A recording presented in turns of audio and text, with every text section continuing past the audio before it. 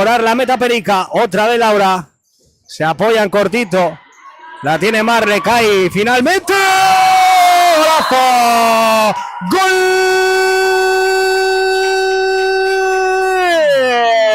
Sí, básicamente fueron la mitad de goles. A la carga nuevamente se dio otra vez la misma. En el saque lateral que viene la pelota a la esquina, la pone atrás. Segundo palo, vale. ¡Gol!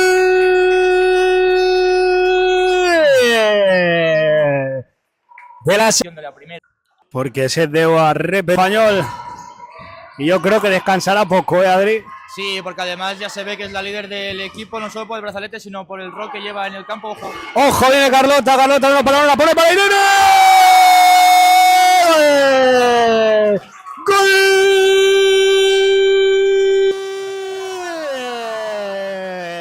De la Capi de Irene Griso. Recogió esa buena pelota que lo moverá desde el tiro libre.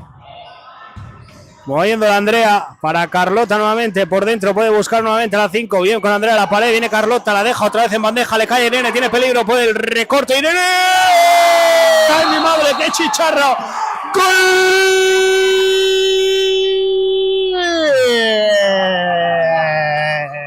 Irene, doblete, recorte, pierna izquierda y para adentro. Golazo de la capitana de Irene. Hizo direcciones. Hacia la derecha, buscó, ojo, ese envío complicado, quiere apretar ahí Paula, puede sacar el de la pelota para Laura. ¡Gol!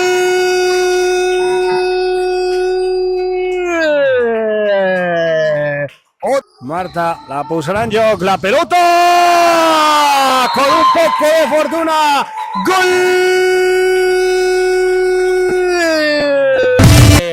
Por la pista. ¡Ojo, qué charro! ¡Gol!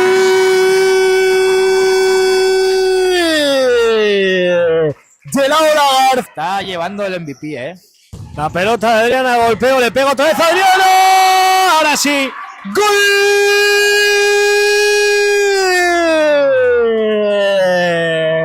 De Adriana con pierna izquierda, lo probó una. No le salió, pero la segunda sí que perforó la portería de ese top 6, es decir, siempre ha estado ahí arriba, equipo competitivo.